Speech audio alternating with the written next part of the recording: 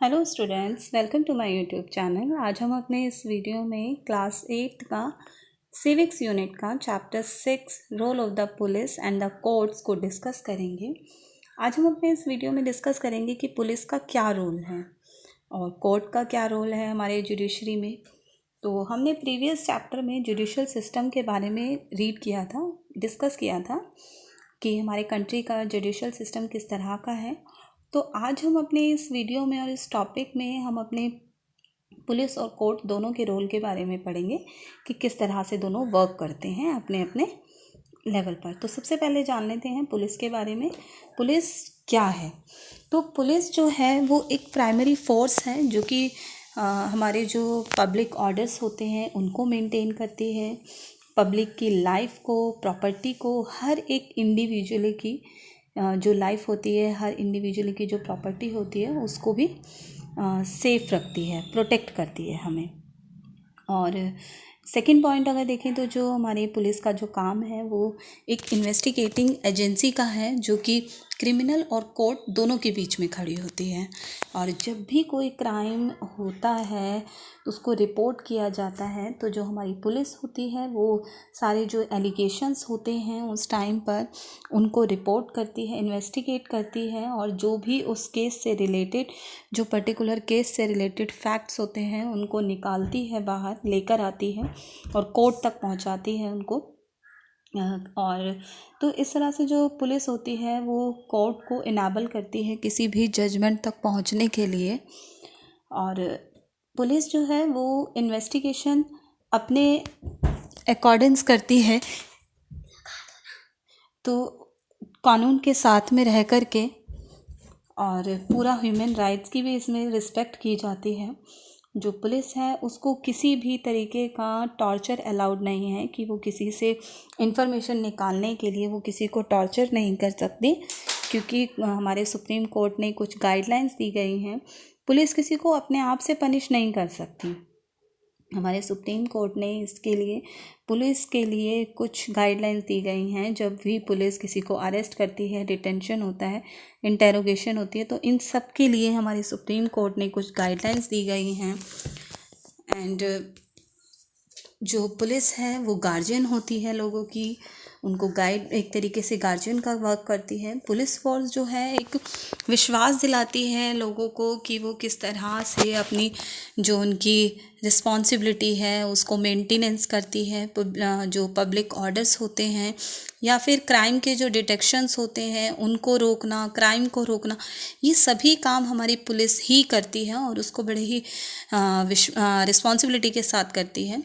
जो लोग होते हैं वो भी पुलिस के साथ में कोऑपरेट करने के लिए एक्सपेक्ट किए जाते हैं। अगर हम लोग उनके साथ में कोऑपरेट करते हैं तो हमारे लिए ही, हमारी सोसाइटी के एक वेलफेयर के लिए वर्क होता है ये भी।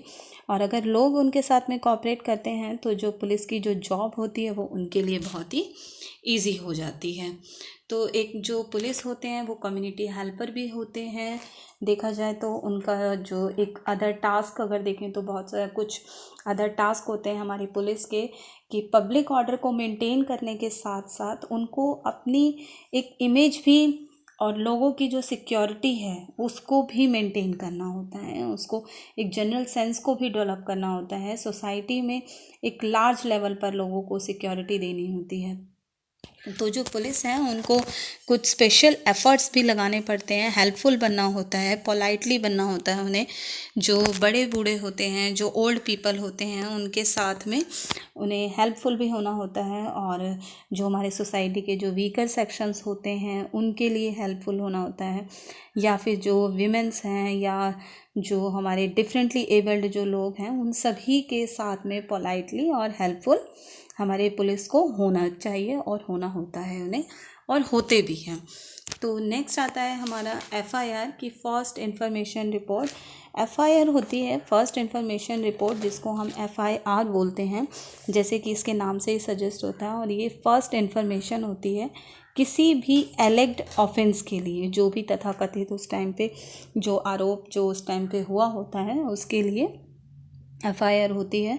और ये जो इन्फॉर्मेशन होती है जो भी अग्रीव्ड पर्सन होता है, जो पीड़ित पर्सन होता है, जिसने उसके साथ में या फिर किसी अदर पर्सन के द्वारा जो बोली जाती है, ये वही रिपोर्ट होती है। और इस रिपोर्ट को फाइल हियर से के बेसिस पर, दैट मीन्स जो इंसान जो भी नरेट कर रहा है वहाँ पर, उसके बेसिस पर इसको रिपोर्ट में बनाया जाता है, फाइल किया जाता है। और जो एफआईआर होता है ये बहुत ही इम्पॉर्टेंट होता है, क्योंकि इसी के बेसिस पर जो रिपोर्ट है वो तैयार की जाती है और जो हमारी पुलिस है वो इन्वेस्टिगेशन शुरू करती है।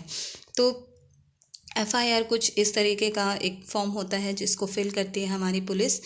और पुलिस एफआईआर अगर देखें तो कहाँ पे फिल करती है, ये कुछ पॉइंट्स आ जाते हैं कि भाई जो प्रोसीजर होता है एफआईआर का कि वो किस तरह से होता है। ऑफिसर जो होता है वो रिकॉर्ड राइटिंग में रखता है उसको, और एफआईआर को वो दोबारा से पढ़ के भी सुनाता है जो उसने लिखा होता है किसी पर्सन के कहने पर, चाहे वो एग्रीव्ड पर्सन है या किसी और अदर पर्सन के कहने पर जो लिखता है। और जो पर्सन है वो एफआईआर पर साइन भी करता है। और एक बार जब एफआईआर रिकॉर्ड हो जाती है, साइन हो जाती है, रजिस्टर्ड हो जाती है, तो जो इंसान है, जो पर्सन है, वो उसकी एक कॉपी अपने आप अपने पास में ले सकता है, पुलिस से उसको वो ले सकता है। तो जो एफआईआर होती है वो कहाँ पर होती है, फाइल कहाँ होती है? जो एफआईआर होती है वो पुलिस स्टेशन में, जो भी कंसर्न एरिया होता है किसी, दैट मीन्स जहाँ जिस एरिया में वो जो ऑफेंस है वो हुआ है, क्राइम जहाँ पर हुआ है, उसी एरिया के कंसर्न जो पुलिस स्टेशन होता है वहीं पर ये एफआईआर नॉर्मली फाइल होती है। हालांकि इसको अगर देखें तो जब ये फाइल होती है किसी अदर पुलिस स्टेशन में भी कर सकते हैं, लेकिन ये जो केसेस होते हैं ये ड्यूटी बनती है ऑफिसर इंचार्ज की, पुलिस स्टेशन के जो ऑफिसर इंचार्ज होते हैं, कि वो उस मैटर को पुलिस स्टेशन में रेफ़र करें जहाँ पर वो जो ज्यूरिसडिक्शन होगा, या फिर जो भी वहाँ पर क्राइम हुआ है और ज्यूरिसडिक्शन के लिए उस पुलिस स्टेशन को वो एफआईआर रेफ़र करते हैं। तो हमने ये तो पढ़ लिया है कि किस तरह से जो फाइल है, जो एफआईआर है वो किस तरह से फाइल होती है, प्रोसीजर हमने पढ़ लिया, बात कर ली उसके बारे में। आगे नेक्स्ट आता है denial to lodge an FIR. अगर कभी कोई ऑफिसर एफआईआर को लॉज करने से मना कर देता है तो क्या होता है? अक्सर हमने देखा है कि जैसे कि जो हमारी एफआईआर होती है, मैंने अभी आपको बताया कि जो एफआईआर है वो किसी भी इन्वेस्टिगेशन के प्रोसेस का फर्स्ट स्टेप होता है, तो इसीलिए ये एक एक्सट्रीमली इम्पॉर्टेंट डॉक्यूमेंट माना जाता है। तो एफआईआर को रजिस्टर करने के लिए मना करना, अगर कोई ऑफिसर इंचार्ज ऐसा करता है तो ये एक इलीगल एक्ट होता है।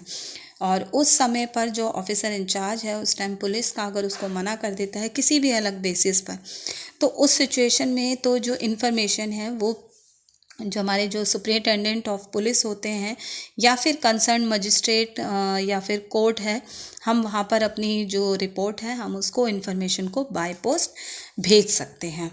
और वैसे तो कोई भी पुलिस ऑफिसर इंचार्ज कोई भी मना नहीं करता है, और जो हमारी अथॉरिटी है जब हम उसको भेजते हैं बाय पोस्ट में, जब हम अपनी इंफॉर्मेशन बाय पोस्ट करते हैं कोर्ट में, मजिस्ट्रेट में या फिर किसी सुपरिटेंडेंट ऑफ पुलिस को, तो जब वो सेटिस्फाइड हो जाते हैं कि हाँ इस तरह का कुछ ऑफेंस कमिट हुआ है, अगर उनको ऐसा लगता है कि हाँ ऐसा कुछ हुआ है कि वहाँ पर, तो डेफिनेटली फिर वहाँ पर इन्वेस्टिगेशन वो या तो खुद शुरू करते हैं या फिर सबऑर्डिनेट जो पुलिस ऑफिसर होते हैं उनको वहाँ पर एलिगेशंस के लिए भेजा जाता है कि किस तरह से उसकी इन्वेस्टिगेशन के लिए उनको भेजा जाता है। तो इस रिगार्ड में इस तरफ हमारे सुप्रीम कोर्ट ने कुछ डायरेक्टिव्स दिए हैं जिन्हें ओबे करना होता है, पालन करना होता है।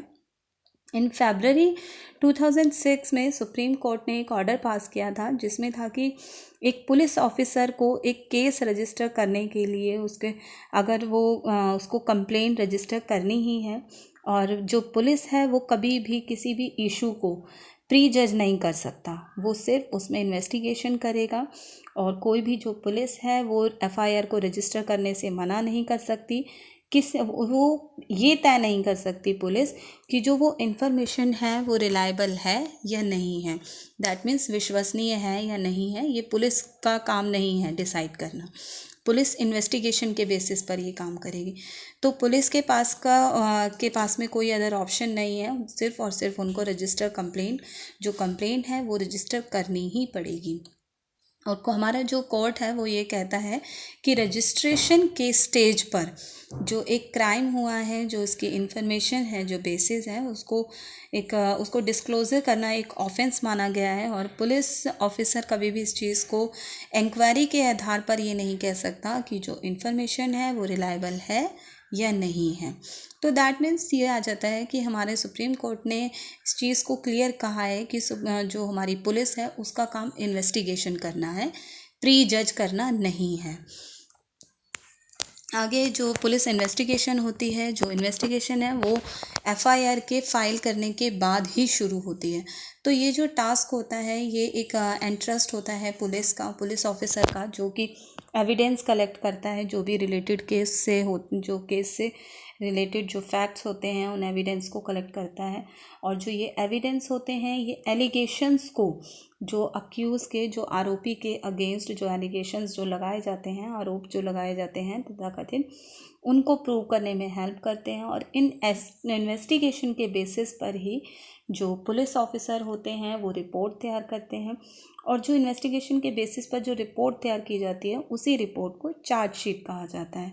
और अगर एक बार चार्जशीट फाइल हो जाती है तो जो केस होता है वो सीधा कोर्ट में जाता है। अब यहाँ पर कुछ हमारे राइट्स आ जाते हैं। कोई अगर अरेस्टेड पर्सन जो होते हैं उसके कुछ हमारे राइट्स होते हैं। हमारा जो कॉन्स्टिट्यूशन है और जो कोड ऑफ क्रिमिनल प्रोसीड्यूर है, जिसे हम सीपीसी बोलते हैं, ये गारंटी करता है कि जो भी इंसान, जो भी पर्सन जो अरेस्ट हुए हैं उनके लिए कुछ राइट अश्योर किए गए हैं। जो इसमें कुछ राइट एक तो ये आ जाता है कि जो पर्सन, अगर जिसको अरेस्ट किया गया है, उसको 24 घंटे के अंदर अंदर मजिस्ट्रेट के सामने प्रोड्यूस करना, उसको वहाँ पर सामने लाना ज़रूरी होता है। और अरेस्ट के टाइम पर उसको राइट है कि ये जानना कि उसको किस लिए अरेस्ट किया जा रहा है।